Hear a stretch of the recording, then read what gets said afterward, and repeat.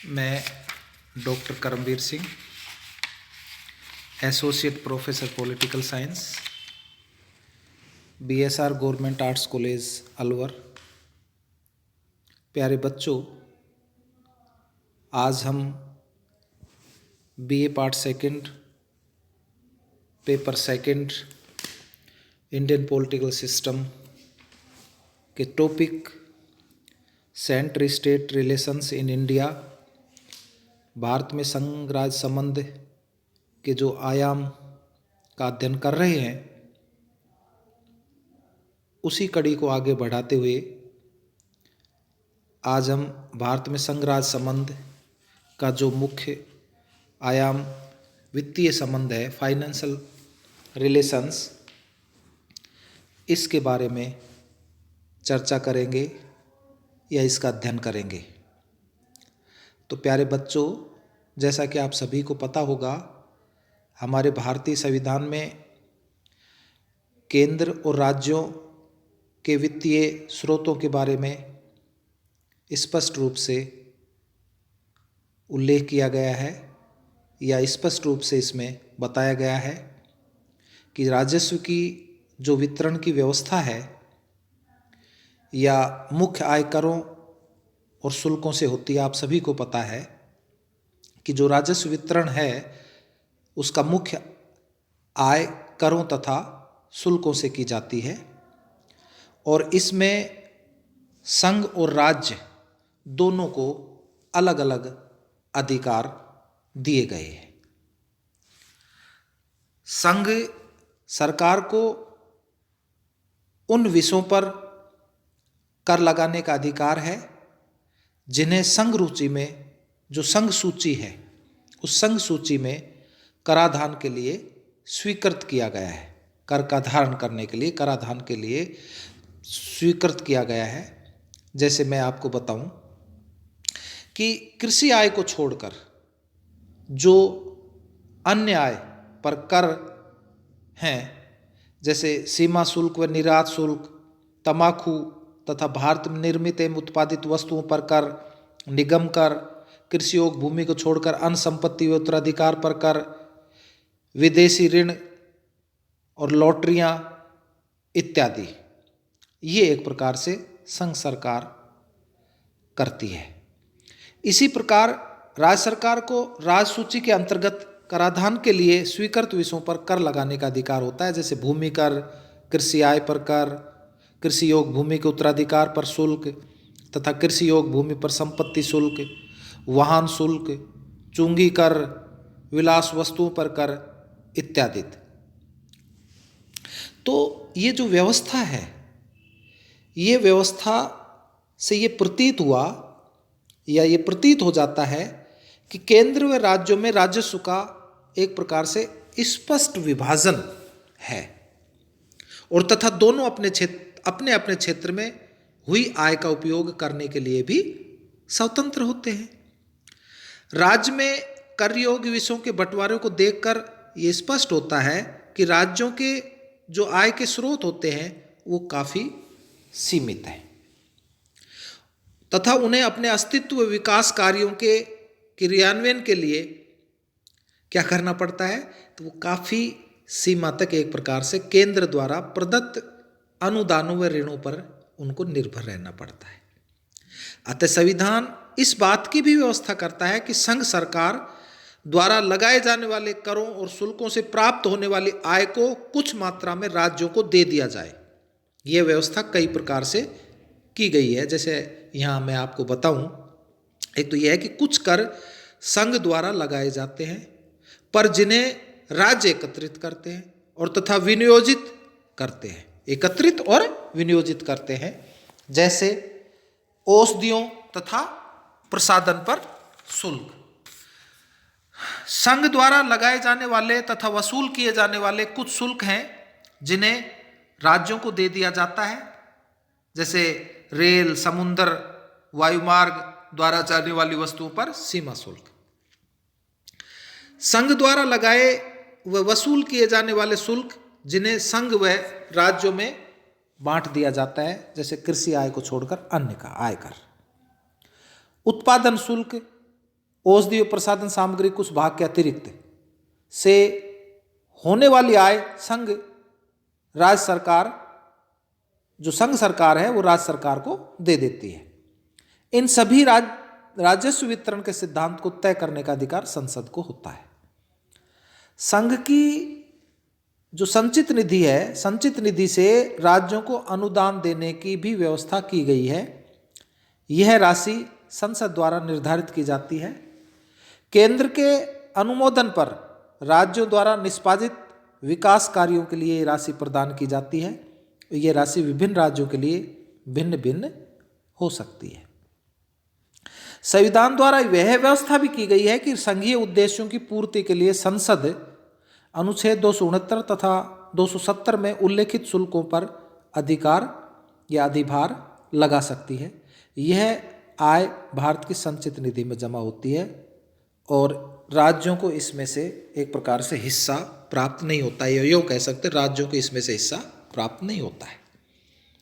इस संचित निधि की सुरक्षा के आधार पर संघ सरकारें विदेशों से तथा देश में ऋण ले सकती है। ठीक है ना, विदेशों से ऋण ले सकती है और देश में भी ऋण ले सकती है संचित निधि की सुरक्षा के आधार पर। इसी प्रकार की व्यवस्था राज्य सरकारों के लिए भी की गई है कि वे अपनी संचित निधि की सुरक्षा के आधार पर देश में ऋण ले सकती है, जिसकी सीमा मर्यादित होती है। राज्य सरकार जो होती है वो एक प्रकार से विदेशों से ऋण लेने का उन्हें अधिकार नहीं होता है। राज्य सरकारों को विदेशों से ऋण लेने में इसका अधिकार नहीं है।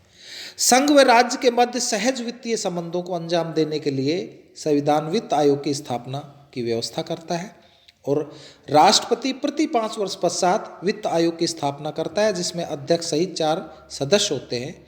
इन सभी की नियुक्ति राष्ट्रपति के द्वारा ही की जाती है।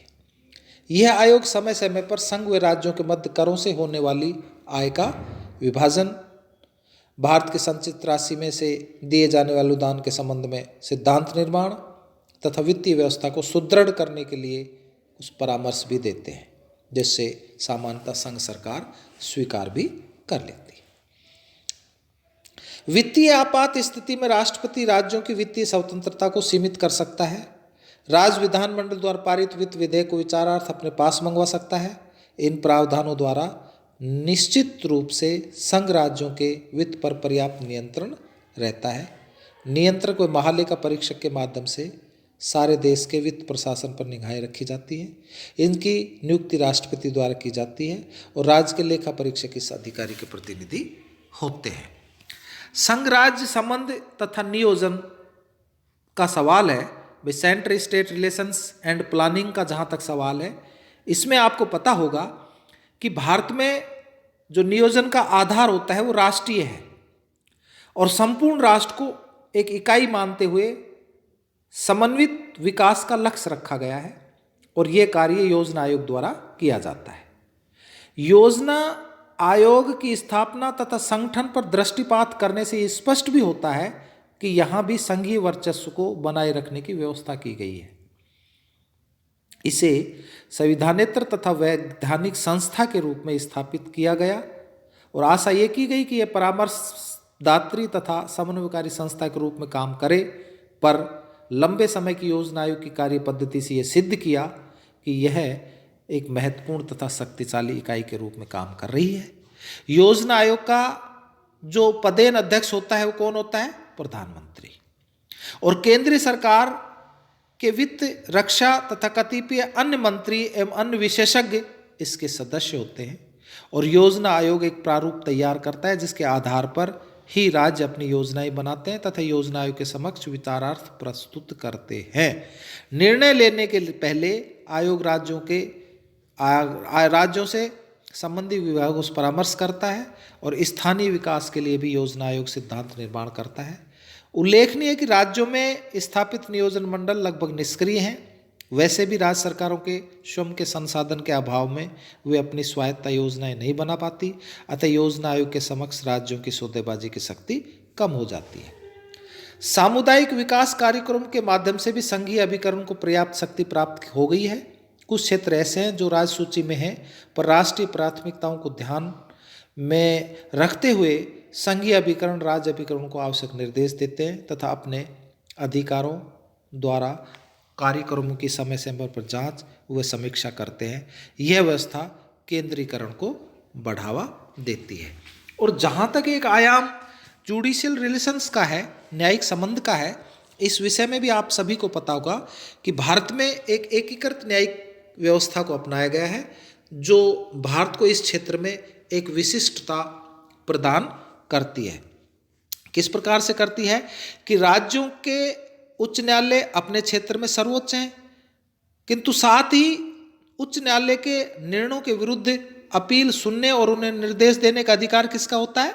सर्वोच्च न्यायालय का। तो अन्य संघीय व्यवस्था जो है, जैसे आपको मैं बताऊं अमेरिका में, ऑस्ट्रेलिया में, वहां सर्वोच्च न्यायालय राज्यों के न्यायालय द्वारा दिए गए निर्णयों के विरुद्ध अपील नहीं सुनते। वहां राज्य न्यायालय भी अपनी शक्तियों का प्रयोग स्वायत्त रूप से करते हैं, जिस पर संघ का नियंत्रण नहीं होता।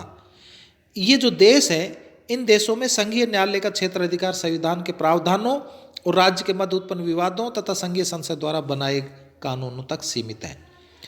भारतीय जो एकीकृत न्यायिक व्यवस्था में सर्वोच्च न्यायालय किसी राज्य विधानमंडल द्वारा बनाई विधि की वैधता का परीक्षण कर सकता है।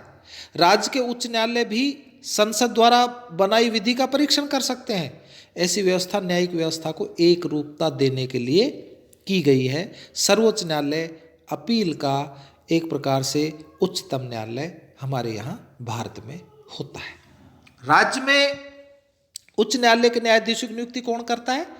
आप सभी को पता हो कि राष्ट्रपति करता है।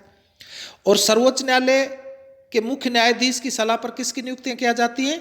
उच्च न्यायालय के न्यायाधीशों की। ठीक है ना। दूसरे राज्यों में स्थानांतरण भी एक प्रकार से इनकी सलाह पर किया जा सकता है। उल्लेखनीय है कि 2 या 2 से अधिक राज्यों के लिए एक ही उच्च न्यायालय की स्थापना संसद द्वारा की जा सकती है। और उच्च न्यायालय के न्यायाधीशों की विमुक्ति में भी राज्य के जो राज्यपाल होते हैं उनका कोई हस्तक्षेप नहीं होता है। हमारे यहाँ भी जो उच्च न्यायालय हैं, उन उच्च न्यायालय के न्यायाधीशों को हटाने के लिए राज्यों के जो राज्यपाल होते हैं उन राज्यपाल का कोई हस्तक्षेप नहीं होता है। उन्हें हटाने का अधिकार किसको होता है? राष्ट्रपति को। और संसद के दोनों सदनों में उपस्थित सदस्यों को 2/3 बहुमत से प्रस्तावित पास जो प्रस्ताव होता है ना, वो पारित करने के पश्चात उन्हें अपने पद से कौन हटाता है? राष्ट्रपति आ जाता है। तो ये एक प्रकार से हमारे यहाँ जो संघ राज्य संबंध है, संघ और राज्य, संघ केंद्र राज्य संबंध हैं, जो उनके प्रमुख आयाम मैंने आपके सामने रखे, उनकी अपन ने चर्चा की। धन्यवाद।